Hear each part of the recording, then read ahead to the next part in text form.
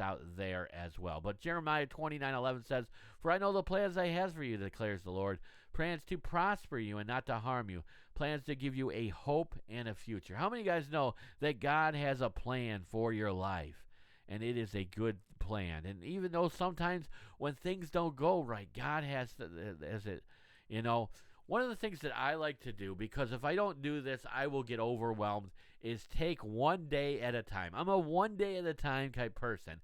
I don't know about you guys, but I just need to be one day at a time. I'm very much a goal oriented person, and just like to get the goals for that day.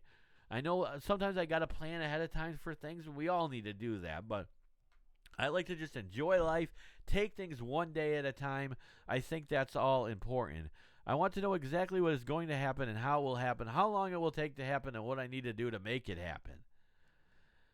Then I play over in my head some scenarios that could happen in my head, and I try to figure things out, or try to have time to, do things, try to make a little time for myself somewhere in the day, and try to get all that stuff figured out.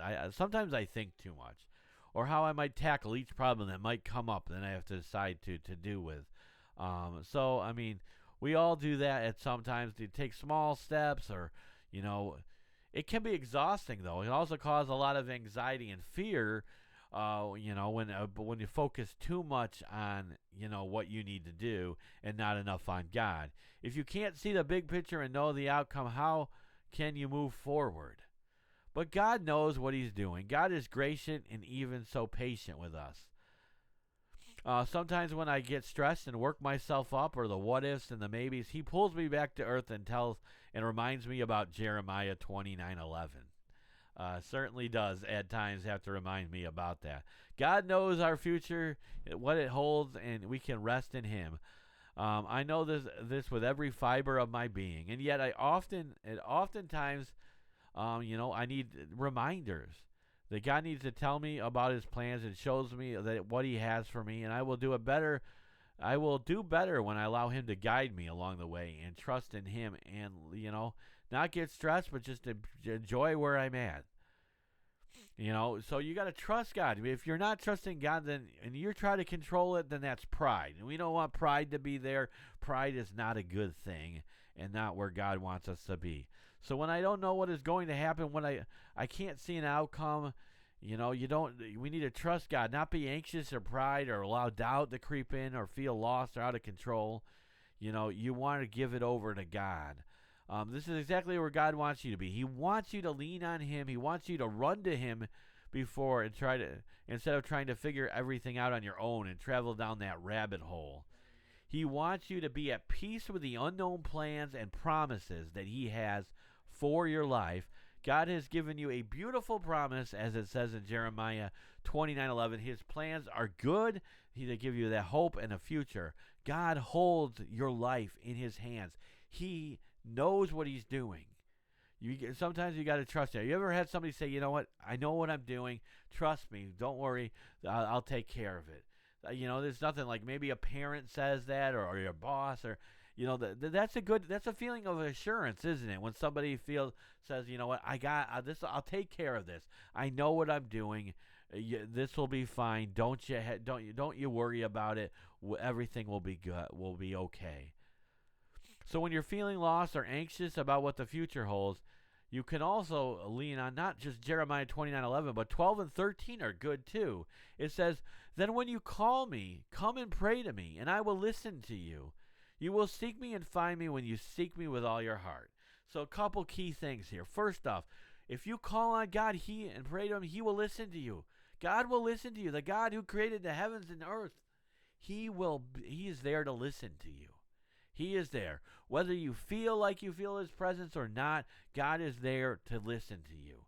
And it says, when you seek and find me with all your heart, God will be there to help you. God's promise is that if you bring your fears and concerns and your troubles to him, he will listen to us. Isn't that awesome that the God of the entire universe, the maker of all things, bends his ear to earth just so they can have fellowship with us? Even better, if we look for him, we will find him. That means we're never lost. Even when we feel that way, the truth is we're not. That's the devil lying to us. And God, the lie that we lost that God doesn't care is straight from the devil, meant to keep us hopeless and pull us away from God, who is our maker. So when life is feeling overwhelming at times, or your anxiety starts to settle in your life, take a deep breath and remember, you're doing things one day at a time, one breath, one prayer, one thing at a time, one word, one step, one hope in a coming light. Don't try to swallow the ocean. Keep doing one day till one day you're free. So again, that's Jeremiah 29:11 is what this ministry time is based off. That God has a plan and purpose for our lives. Don't get too anxious. Don't get too worried. Put the plan not into your own plans, but into God's plans. I'll read that one more time. For I know the plans I have for you, declares the Lord. And he declares it. It's not like just like this quiet, oh, I know the plans I have for you. No, he's declaring it. That's kind of like shouting it. For I know the plans that I have for you, declares the Lord. Plan to prosper you, not to harm you. Plans to give you a hope and a future. Well, I don't know about you guys, but I hope the future and hope for the upcoming future for the Syracuse men's and women's basketball teams and Syracuse football and Bills against the Chiefs and all that.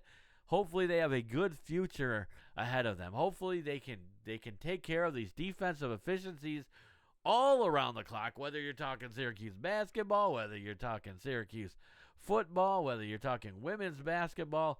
Hopefully they can figure these things out and have a successful season moving forward.